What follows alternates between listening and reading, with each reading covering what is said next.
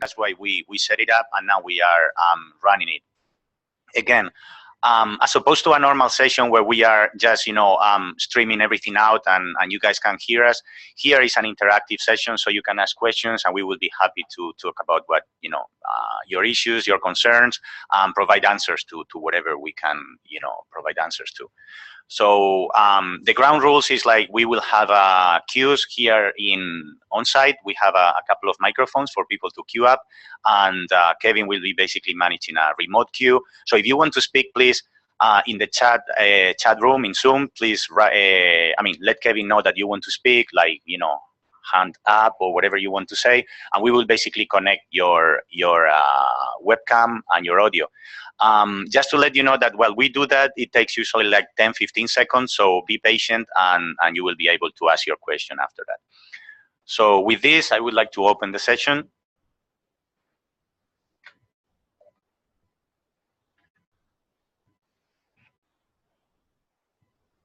That's a good point, actually. I forgot to mention that this session is recorded, so you can actually watch it afterwards. We are trying to be as transparent as possible and make it as convenient as possible to follow this session. We are aware that we have people all around the world in different time zones. So, Kevin, do we have any floor request? We have 3 guests online. I don't have any questions yet.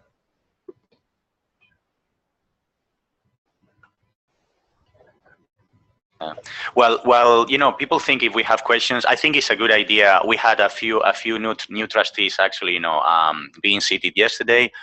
So we're gonna go around the table and introduce yourself, so that while we get more questions. So we will go in this direction. So we can start with Gihan. Please go ahead.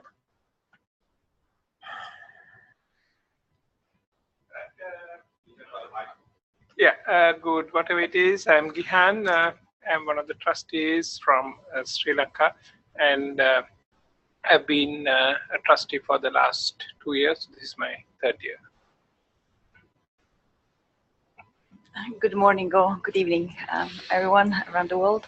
I'm Desiree Milosevic. I've been re-elected again by the organizational members, and so I'm looking forward to interacting with all of you in making this open forum as a useful channel for our communication during the board meetings. And hopefully we will also provide the opportunity for you to bring your comments and make this session really interactive. Hello, I'm Walid Al-Sakaf. I've been elected last year by the chapters, and looking forward to your interaction questions. Hi, my name is Richard Barnes. I am a brand new trustee. Started my term yesterday morning. So looking forward to helping out this group and answering questions. Hello, I'm Alice Munoz. This is my 2nd year as a trustee. Hello, Kathy Brown, the President and CEO of the Internet Society. Glad to have you here. Hi, as I said before, I'm Gonzalo Camarillo. I'm the incoming chair, and I'm from Spain. And I'm looking forward to basically a productive year working with the new team as a chair. I'm John Levine. This is my 2nd year as a trustee, having arrived within minutes of when Gonzalo did. And I'm also appointed by the IETF, and I also happen to be the board secretary. Hola, buen día. I'm Olga Cavalli from Argentina. I'm brand new trustee, as Richard started yesterday morning. So I'm looking forward to interacting with you and working with this nice group of people. Thank you. I'm Hans-Peter Dittler. I've started my 3rd year as a trustee just yesterday. I'm looking forward for a new interesting year. Hi, my name is Harish. I'm from Singapore, and this is my 2nd day as a trustee of the Internet Society. And I look forward to engaging with you. Thank you. Okay, this is Hiroshi Asaki from Japan. I'm 3rd year of the board of trustee. We're expecting your very interesting, sexy question and interaction. Thank you. Then we have a remote trustee. So Sean, please. All right, so this is going to work. Hi, my name is Sean Turner. I guess excuse me, this is my 3rd year on the board. I was appointed by the IAB, and I guess I've been selected as the treasurer. Okay, thank you, everyone. So Kevin, how are we doing with floor requests? We do not have any questions yet. We have 4 guests online, including Gihan. We have Jolie McPhee again. We have Linda Cleaforth of our staff. And we have Glenn, and I'm guessing that's probably Glenn McKnight. Okay. Yeah. We were talking about this yesterday, and I mean, we realized that this, today is Father's Day in many places in the world. So Sunday, Father's Day, we understand, the priorities. So that may explain why some people couldn't join the session, but we thought of having it anyway, actually, taking advantage that we are meeting here. I don't know if somebody wants to talk about any particular topic that could be. Yeah, Olga, please. Thank you, Gonzalo. Could perhaps Kathy share with us the activities that ISOC is planning to do during the OECD meeting in the next days? I would love to do that. Thank you very much. So, and Constance is here too. Constance, you might come to a mic because Constance has really organized these activities. The theme of the OECD this year has to do with openness and prosperity, the economy, and that the internet is key to that. We have, under Constance's leadership,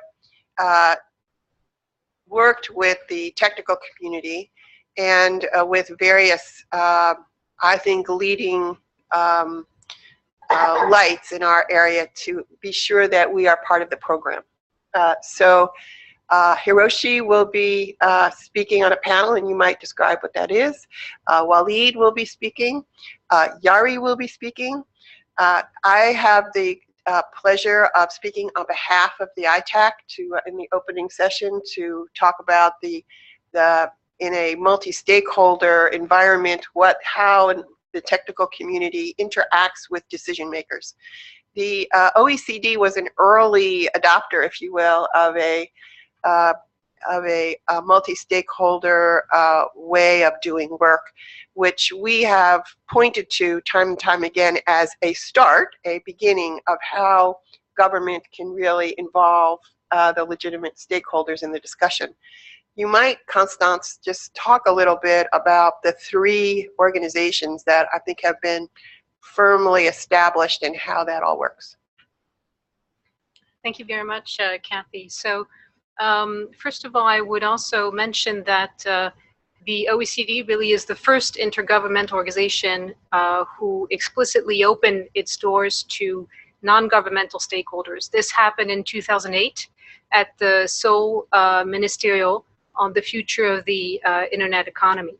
Since then, they have turned to the Internet Society asking us for our help to facilitate the participation of other organizations, relevant individuals from what we call the technical and academic communities. So doing a little bit of facilitation, outreach, and coordination, we managed to set up an informal group called IDAC, the Internet Technical Advisory Committee to the OECD, which now sits permanently next to BIAC, Business, CSAC, Civil Society, and TUAC for the trade unions at all the OECD meetings that look into internet issues. In this role, we have been able to participate throughout the preparatory process of the ministerial in all the meetings. They have all been open.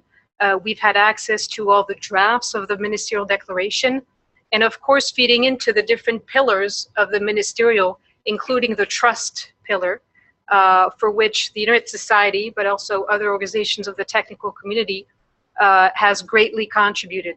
And this week, Kathy will actually be announcing a new trust framework that we have been developing, and hopefully we'll be able to present a little later today. In terms of participation, along with the Internet Society, ICANN, the RIRs, IEEE, who is becoming very active in this field. We have 27 organizations now who participate through IDAC, this Internet Technical Advisory Committee, which I would insist is an informal platform. It has absolutely no legal existence, feeding into the different pillars of the ministerial, including innovation and convergence, and of course trust, which we've already talked about. YARI will be participating in some of those sessions, including the Stakeholders Day before the ministerial and feeding into the ministerial. All the stakeholders have been invited to convene the OECD community into a day-long sessions, and IDAC, including Hiroshi, will be talking about Internet of Things, IPv6, and collaborative security. Along with that, of course, ICANN CEO, IEEE, and others will be participating. We already know what the outcome of the ministerial will be. The declaration supports very explicitly the multi-stakeholder and collaborative approach to internet governance, is very clear on the fact that it is the sole way forward for reaching innovation, economic progress, and social progress. So that is very good. And again, I would insist on the openness of the process and the meeting itself this week. I know you have a question. You might, I suspect you want to take that, and then I want to make sure that Walid and Hiroshi have a moment to just say what they're going to speak about at the OECD as well.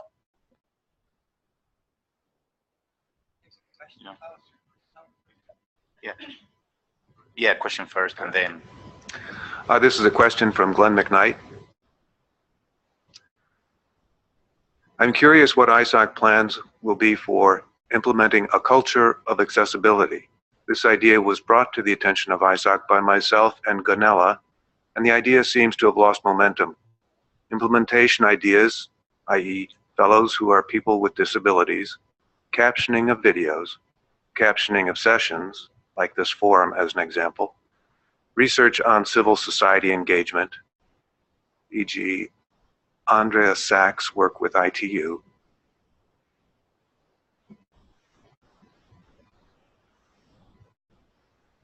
So Glenn, I appreciate that you keep on us on this. I think that you're absolutely right to do it. We have, as we're looking at the website, for instance, been very keenly aware that this needs to be done. As for the closed captioning, I think that's also in the queue, but I understand your frustration on this. I was looking forward to the group that you put together actually to sit down with you, and I agree that that has slipped. So I think we really need to put it on the calendar and have a sit down. I think that's the answer here. Yes, please. Thank you, Glenn, for the question. And hello, by the way. And thank you, Kathy, for the comments. Just to let you know that our chapter is very active in accessibility things.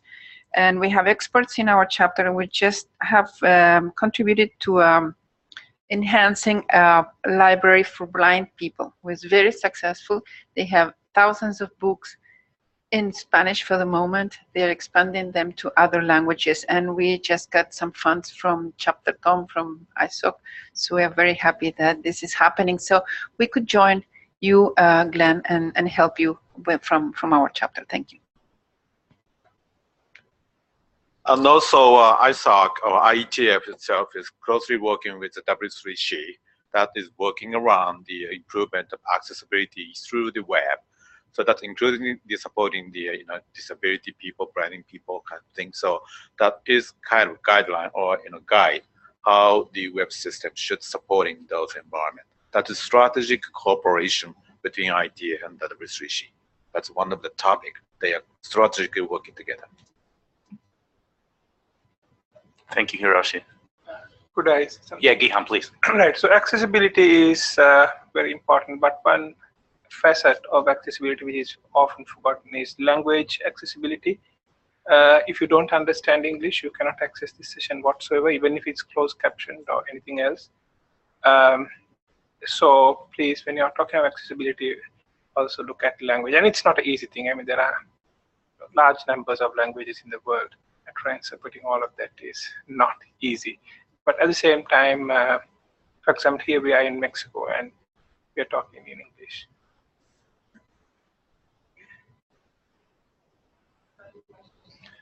Is there a follow-up, Kevin, or? No, I have no more questions. Okay, then we can resume. It was Walid or Hiroshi, whoever you want to. Okay, yeah. Hiroshi, please. Okay, I will join to the ITAC meeting regarding the IP version 6 discussion. I invited us the input from the Japanese situation, then have a general discussion. Then I will give some status to Japanese IP version 6 deployment. That's going to be getting well. Though I want to raise in the rest of the especially Asian countries, the IP version 6 is undergoing. And then I want to raise the issue about why we need IP version 6. And also that's the key for the IoT. Then the IoT has serious challenging about security, as well as the long-term software update issue in order to making again this security or functional update. So that is the why we need IP version 6. What is the challenge about IP version 6 toward the IoT age? That is basically going to put on the table at the ITAC, as well as the the panel session at the OECD meeting. Thank you, Hiroshi. Wally, do you want to? Very briefly, my intervention will be in the 4.1 session on scale development, and my call will be for policymakers to also embrace or reflect on the need themselves to be educated. And this is a bit controversial in an OECD meeting, but it's necessary to enforce the belief that all stakeholders each have the capacity to learn and educate themselves. And I'll be giving an example of one of the more exciting technologies that are currently being debated widely, which is the blockchain technology. And that's as a typical example of the disruptive technology that builds on the essential principles of an interoperable, decentralized network, which is the internet. So building a layer on that is compatible with the original thoughts of the founders of the internet is quite exciting, and applications of it in terms of storing data immutably and preserving the records and transactions over time. That in itself is something exciting. Yet the notion of peer-to-peer in general gets some policymakers nervous because it makes them lose some sort of control, which is counterintuitive to everyone who works at IETF, because decentralized is the norm. So we need to bridge this gap between policymakers and the rest of the technical community. Yeah, on that point, let me draw the attention of all in the audience who are technically inclined to the BOF that they're going to be running in the IETF in Berlin, which is not specifically about blockchains as we discussed, but how to basically have protocols to join blockchains. So if you are interested in that, please follow the session in the next IETF, and that's going to be very interesting, I think. Kathy?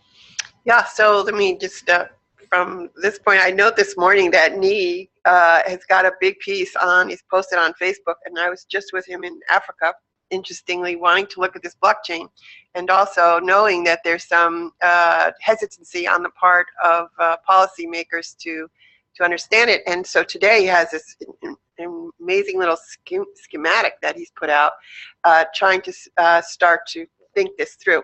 It is clear to me that we all need to get a handle on this as well at the Internet Society, and I look to you, the experts on this, as I said to Nee, to really start that conversation. Second point I want to make was Hiroshi's point on IPv6 and security.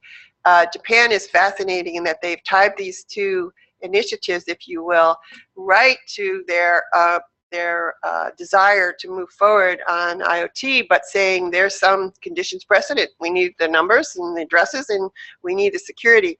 And I had a great privilege of actually listening to what is a multi-stakeholder convening of various stakeholders, the technical community, government, and business sitting at the table trying to figure out how to go forward on this with quite a developed plan for IPv6 deployment, which is now posted both, I think, in Japanese and also in English, because I really want to keep pointing to this. It is really the result of a real effort over a year to get this done and to have a way forward. It's very impressive. And the other piece that people are working on is on the security side. And if I'm not mistaken, Hiroshi, that's on its way to finding a place, public place? That is, we are aiming to the having a session at the IGF in November with the ISAC, that discussing more below the sense of the why, what kind of framework security we need in the age of IoT. Then accelerating or encouraging to have the more concrete, detailed security discipline or concrete action per each industry segment, because they have their own different requirement, different environment. So we want to share core discipline to in order to go into the interconnecting system for the every single industry segment as a result. So that is what we want to have. So in order to making those very final goal, we have to realize what we have to do, or what we have to share the idea to the Internet of Things. Thank you, Hiroshi. Kevin? Going back to Glenn's earlier comment, he had a technical problem with Zoom. He did have a response to the board's comments. He says, I suggest that the accessibility working group meet in Helsinki.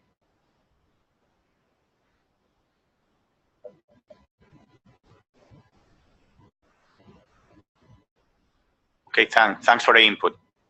Yeah, I'm sorry you were having problems with Zoom. I hope they are fixed now. Okay, thank you. We have 5 more minutes. We've been talking mostly about what the board thinks could be interesting to the community. It would be much better to talk about what the community thinks it's interesting. So if you have any questions, we'll be happy to address them in the last 5 minutes.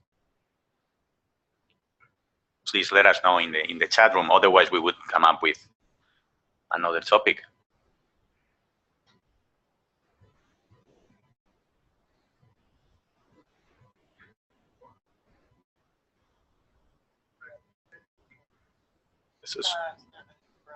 Sorry, I didn't. Next item on the agenda. We have question from Glenn again. Glenn, we'll promote you to speaking, so if you just hold on a second. Yeah. Thank you, Kevin.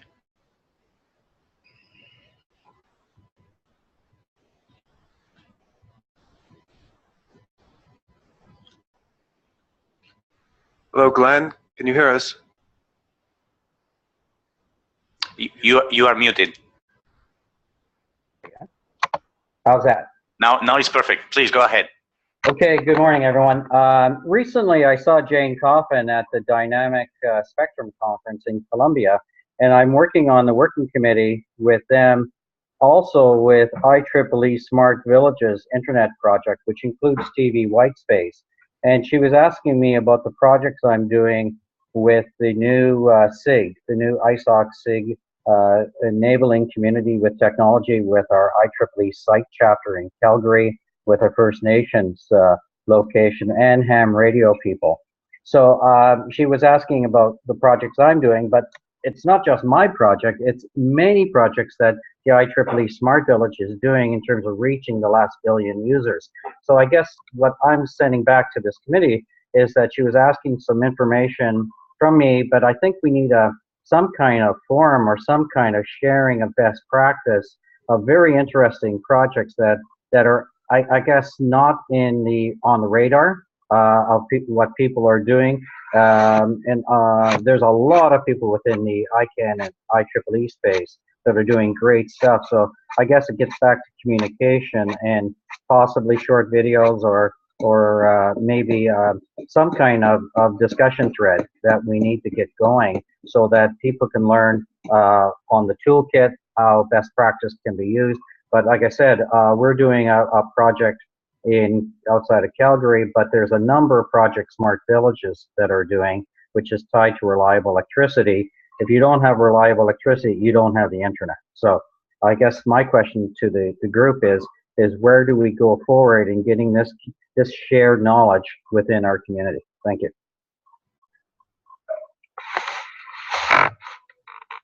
Thanks for the comment. Any takers on that? Wally, please.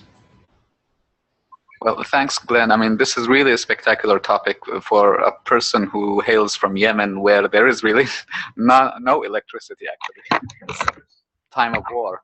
So these ideas are really going to make an impact if they are implemented in certain parts of the world. So the intention is here. It's just that the mechanism needs to be formulated. So what I propose is that we follow this up, perhaps, later on, and ensure that we connect you with people, perhaps different chapters, who can initiate this from the bottom up from these regions, so that we serve as some sort of bridge between you two, and then from there facilitate that. Maybe there can be applications through the Beyond the Net program for building collaboration among you.